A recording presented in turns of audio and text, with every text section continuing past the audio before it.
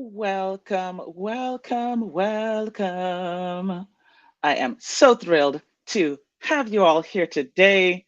For those of you who are new to me, we are just about to get started. But my name is Dawn Joelle Fraser, and I am a TED speaker.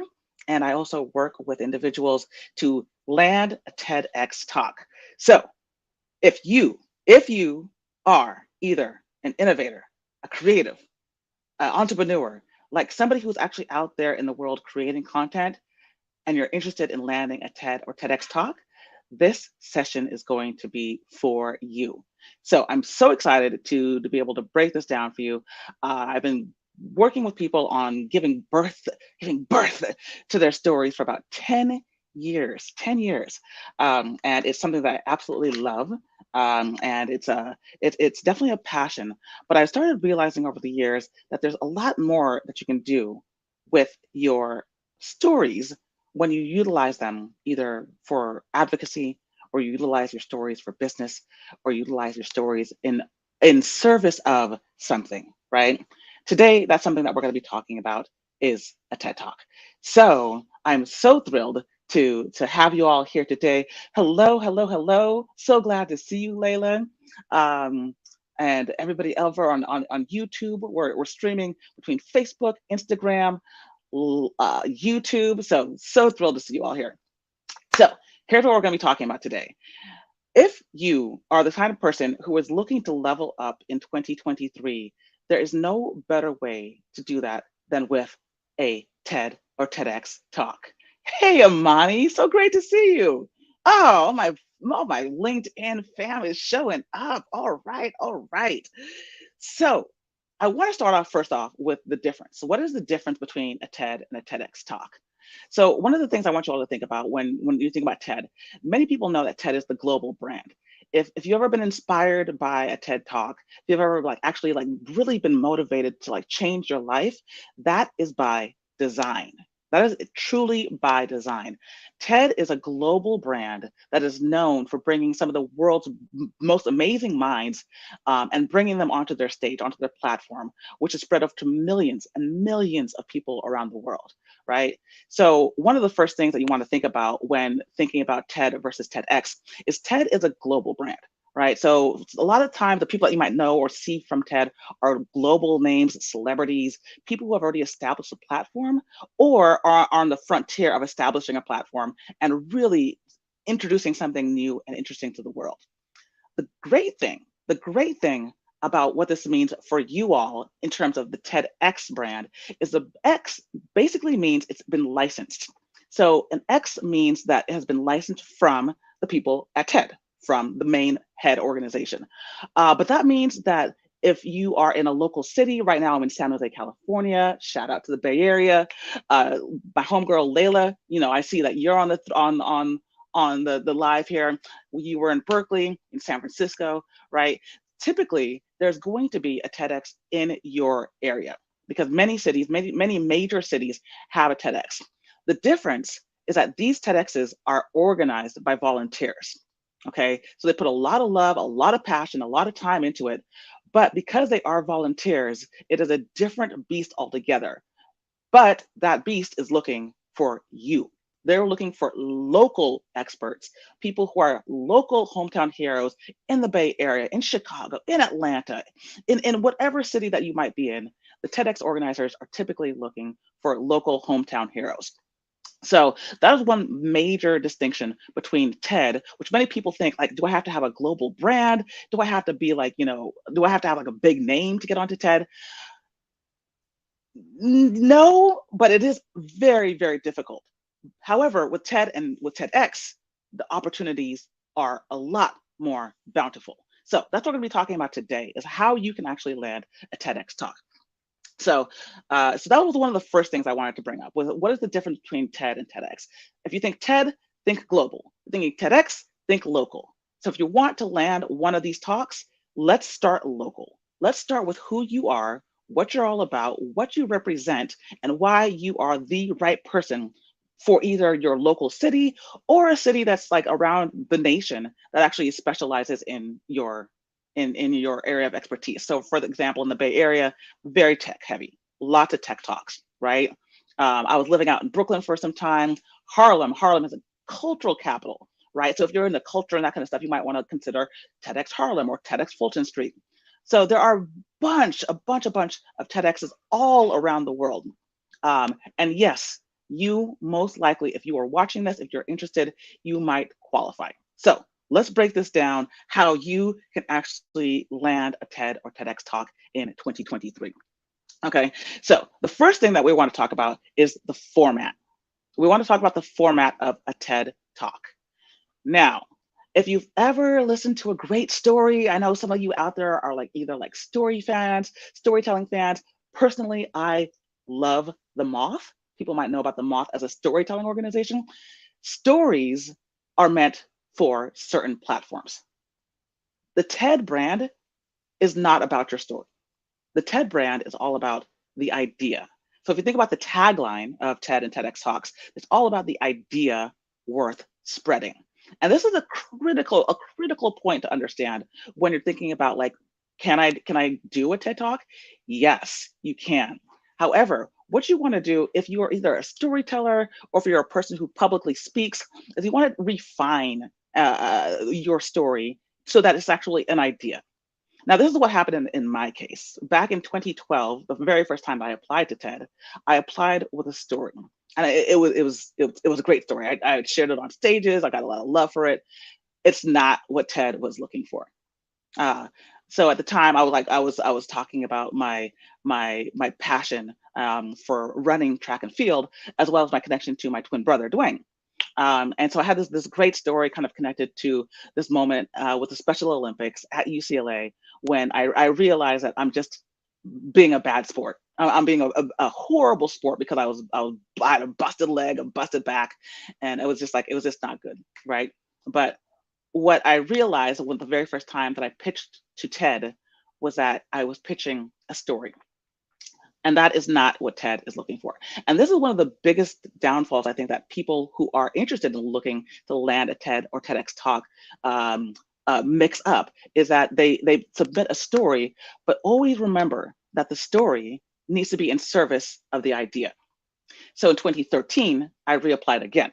But this time I shifted it. I shifted it so it wasn't necessarily, the story was still part of the application, but the idea was much more refined and the idea was in service of the audience. That's right, the audience. So I want you to always keep in mind that whenever you are submitting anything, you want the idea to be in service of the audience. So in my particular case, I wanted them to think differently about those who had special needs. And I wanted them to think about the needs in terms of their gifts and the gifts that people with special needs can give us, right? So no, now it was no longer just about the story, but it was actually about like how I wanted people to think as a result of listening to this talk. Okay, does that make sense? That makes sense? Okay, great. Awesome. I'm seeing some comments in the chat. So if that makes sense, what we want to do is make sure that we're pitching an idea to TED, not a story and not a general topic. Okay. So that's one of the things that we really want to like make sure that we're taking care of and refining as we look into stepping onto these stages. The second thing that I want to talk about is how are you actually going to stand out? How can you stand out as an applicant for TED or TEDx? So there's a couple of different things that you want to consider when you're actually applying. We want to make sure that you are applying to a city or to a location that is actually looking for you. Okay, so imagine like a college application process. I remember applying to like 7 or 8 colleges, right? But at the top of the list, I had like the dream schools. The dream school at the time for me was Stanford, right? That was like it was the Ivy of the West Coast, and that was going to be my campus, right? That was the long shot, and the long shot did not work out. But the lowest of the barrel for me was a Cal State like here in the Bay Area, and the middle was like a UCLA, UC Berkeley's. At the time, Merced wasn't around, but that probably would have been on the list. UC Santa Barbara's. Those were kind of like schools I felt like I had probably a pretty good chance at. at getting if I submitted a really solid application. And that is exactly what you want to think about when you are putting together your TED or TEDx application. You want to see, okay, what are the places that I have the strongest affiliations with? So if you have an affiliation with a particular city, a particular university, a particular town, uh, those are great starting points for you to think about, okay, this might be a great place for me to actually show my expertise, right? Always think local, right? This is a global brand and we're thinking locally, okay? So that's the first thing that we want to do is like, what might be a place that you have a current affiliation with and a place that you feel might be kind of like in that middle tier, like what is actually available to you, okay? Um, the second thing that we want to think about is what is your area of expertise? What is your industry? So for a lot of different cities, a lot of different places, you know, we know that there are industry cities that lean more towards certain topics. Los Angeles, entertainment, Bay Area, tech, right? Like as I mentioned. So if you're able to align your expertise with either a city or a TEDx event, then you're going to also start to stand out. And then last but not least, you need to have an idea that the curators, the organizers of the event are actually interested in curating and actually putting on, right? So every single curator, keep in mind that every single TEDx curator is a volunteer. And those volunteers typically have some type of angle that they're trying to go for. Some of them might be like a little bit more focused on a topic. Some might be a little bit more global. But this is all what goes into the research that you need to do in order to figure out which one of these TEDx's makes the most sense. So is it an industry city that I might be interested in going to? Is it a local city that I'm affiliated with? What are the curators looking for? And like, how do I actually show that I am that person that should be utilized, that should be on this stage? Okay, so I know that this is quite a bit of content, but the good thing is I'll be doing a lot more of these lives because I know that there's a lot of stuff to learn. But my mission as somebody who has spoken on the TED stages is to amplify the voices of innovators, creatives, and entrepreneurs who are looking to do the same thing because it has truly changed my life and I know it can change yours as well. So these are some of the things that we'll be talking about during the month of December. All during this month, we're going to be talking about like what are the different things you can do to stand out as an applicant for TED and TEDx. Okay, so keep in mind that if you're enjoying this, follow me on Instagram, follow me on LinkedIn, follow me wherever you might be watching this now, because we'll be having a lot more of these lives. Okay. Um, and the fourth bullet point that I wanted to talk about was the proof that you're going to need in order to prove your expertise. All right. So every single talk, every single applicant should be able to prove why you specifically, like why should you be the person that the curating committee selects in order to do this particular talk. Okay. Now, the why you comes down to you being able to articulate what you have done and what you're planning on doing, like what your vision is for the future. So, for example, I want you to think about like your accomplishments and your awards, any type of accolades, any type of degrees. Keep in mind that a degree alone is not going to be enough of a qualifier for you to potentially land a talk.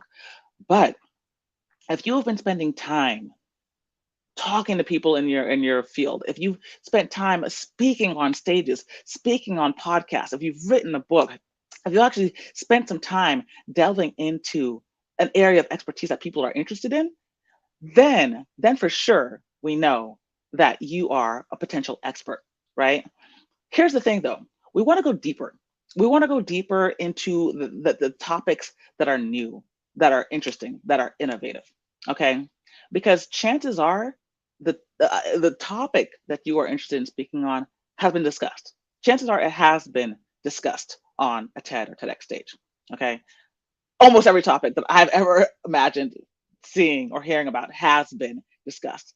Um, but but things in every aspect of the world are constantly changing, constantly changing.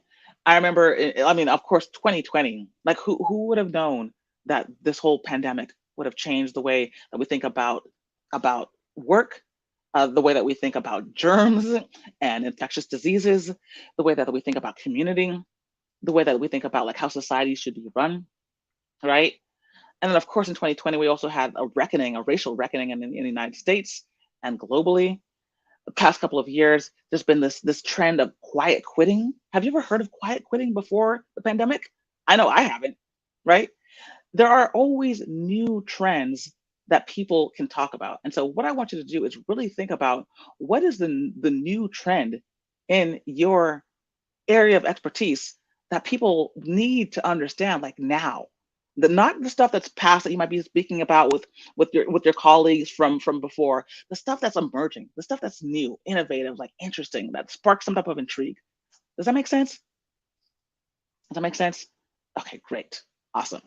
So that's what I want you to think about is like what is going to be the new angle that you can position yourself as somebody who has been doing this work and can talk about it with authority in 18 minutes or less. Because every single TED Talk is 18 minutes or less. Excuse me. So kind of overcoming this cold a bit. So the better that you are able to articulate your idea, the better you're able to articulate the why you, and the better that you are able to articulate the value that you can provide for anybody who is going to watch your talk, that is going to help you stand out as an amazing applicant. Okay. So, why you, the idea, and what this means for your audience. These are three critical factors that we want to like really be able to break down in order to understand how you can stand out on your application, right?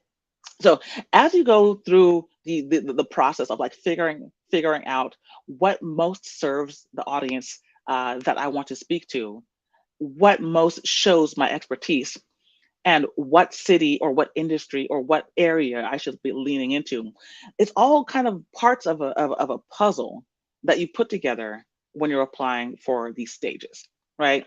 So as I mentioned, we're going to be doing these lives during the course of December because 2023 is right around the corner, y'all. It is like right around the corner. And typically, what happens when curators are putting together their events, it's about sometimes between like excuse me, it's somewhere between like 3 to 6 months that people are either like looking and booking speakers before that event actually happens. Okay. So something that you submit today in November of 2022 may not be accepted until January 2023, and that event might not even be until like March of 2023, or maybe even later than that, right? There's quite some time that goes into actually applying to an event, getting accepted, getting coached, and then actually speaking at that event, and then actually going live. Okay, so because of this runway, this ramp, we want to make sure that we're getting ourselves ready now, like today, if you are looking to land a TED or TEDx talk, because with the time that we're going to need, there's nothing that you can do now in 2022. Okay, the year is wrapped if you're trying to land a TEDx talk. It's not going to happen. Well, I mean, you could probably land the talk if you're applying like now, but chances are it's going to be in 2023 that you would actually deliver that talk. Okay. So one of the reasons why we're doing this during the month of December is because once or twice a year, the team from TED, the team from Big TED, opens up their applications to everyday people like you and me in a process where they are searching for ideas. Okay, and this is exactly how I got onto the stages of Big TED. Okay, so but that calendar is only open once or maybe twice a year for TED. Okay. In my opinion, in my opinion, if you are able to craft a great application for TED, for Big TED, chances are you can take those same elements, tweak them, revise them, and submit for TEDx. So in my coaching program, the program that I have put together that has been madly successful with helping people to land these gigs, it's called Ideas That Ignite. That's exactly what we do. We look at the ways that you can step into your expertise, into your industry, and into your idea, and really refining these things so that you really stand out on the TED and TEDx application. So if you're interested in like learning more, I believe that there should be a link in the bio somewhere below. Let's see if we can get a banner. Here we go. Let's get a banner going. So we can actually show you the brand new website. Here we go. Awesome. Just give me 1 second to put this in for you. So the new website where you can learn more information about the Ideas That Ignite program is called, here we go. Ignite. Yes, there we go. Ignite.donjfraser.com. Ignite.donjfraser.com.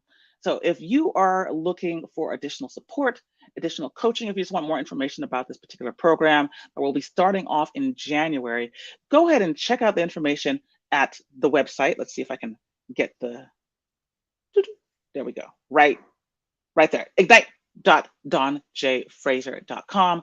I'll be more than happy to jump on a call with you and speak out. Is your idea, refined enough? Or, what can you do? What steps can you do to get ready for 2023? Right? Because that is what it's all going to be about. So I'm so glad that we're able to like break some of these things down.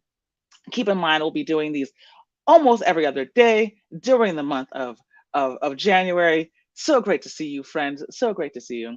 And yeah, that's the plan of action. The difference between TED and TEDx, know that yes, you are a local ambassador. And yes, you can apply and get onto the stages of TEDx or TED in your world, TEDx in your area, TED globally. Okay. Two, that yes, you can do something that is an idea.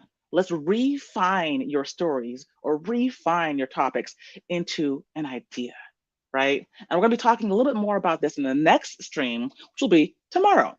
How do you actually take your idea and refine it so that it actually stands out, right? We're just going to be talking about the ideas tomorrow. The proof that you're going to need, the expertise. So we're going to go be digging a little bit more into that. And then what is the strategy? What is the strategy?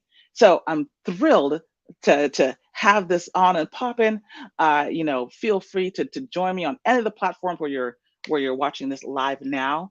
And hopefully we will be seeing you all very, very soon. All right, y'all. I hope you're well. Thanks for joining. I'll talk to y'all soon. Peace.